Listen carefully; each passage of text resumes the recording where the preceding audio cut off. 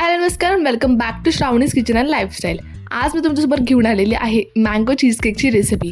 याआधी देखील मी तुमच्यासोबत एक चीजकेकची रेसिपी शेअर केली होती, त्याला तुम्ही खूप छान असा प्रतिसाद दिल्यानंतर ही रेसिपी तुमच्यासोबत मी आज शेअर करणार आहे. मँगोचा सीझन आहे तर तुम्ही देखील हा मँगो चीजकेक घरात अगदी बेकरी स्टाईल असा बनवू शकता. एकदम मस्त असा बनतो. चला तर मी रेसिपीला सुरुवात करूयात.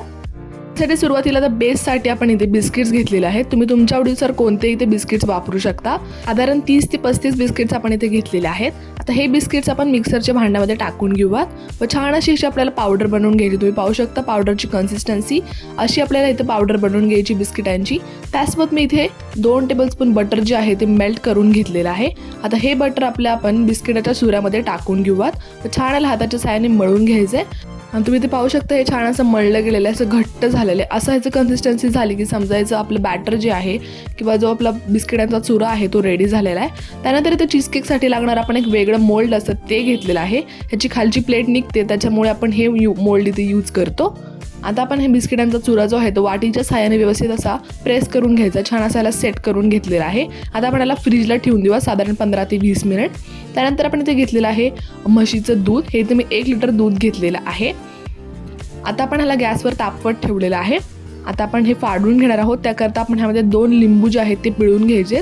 तुम्ही हवं तर इथे व्हिनेगर देखील यूज करू शकता दूध फाडण्यासाठी. गॅसची फ्लेम लो टू मीडियम ठेवून आपण ह्याला छान असं व्यवस्थित फाडून घेणार आहोत. मिक्स करून घ्यावं व्यवस्थितपणे.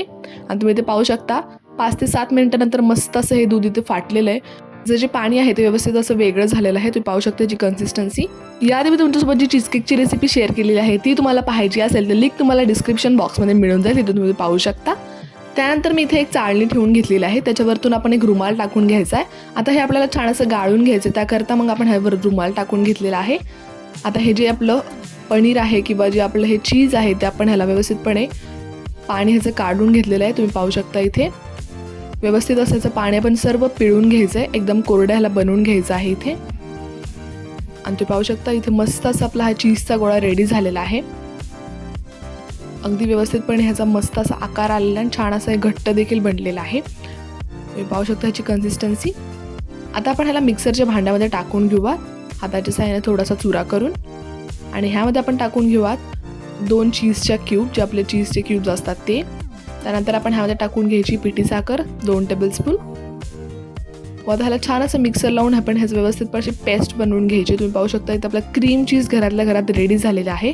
चीजमध्ये ऑलरेडी मीठ असतं त्याकरता आपण यात मीठ वापरलं नाही आहे. तुम्ही चीज जर टाकत नाही तर तुम्ही इथे मीठ देखील थोडंसं ॲड करू शकता. त्यानंतर आपण इथे घेतलेलं आहे अमूलची क्रीम. जी क्रीम असते ती आपण पूर्ण इथे पॅकेट त्याचं आहे ते यूज करणार आहोत. ते आपण एका भांड्यामध्ये ओतून घेऊयात. तर आपण ह्याला इलेक्ट्रिक बीटरच्या सहाय्याने व्यवस्थित असं ब्लेंड करून घेणार आहोत. तुम्ही इथे हवं तर हँड मिक्सर देखील यूज करू शकता. आणि साधारण 5 ते 7 मिनिट आपण छान असं ह्याला व्यवस्थित असं व्हिप करून घेतलेलं आहे. तुम्ही पाहू शकता मस्त अशी कन्सिस्टन्सी झालेली आहे.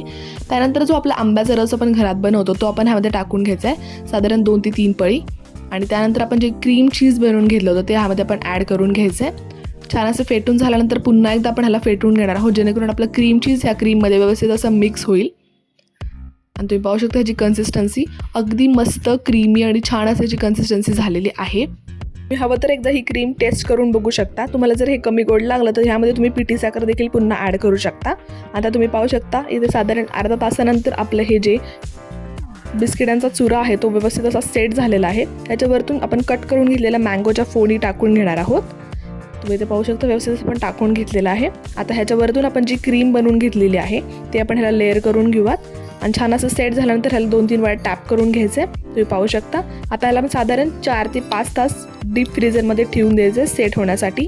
आणि तुम्ही इथे 4 ते 5 नंतर पाहू शकता व्यवस्थित असं आपण ह्याचा मोल्ड जो आहे तो डिमोल्ड करून घेऊयात.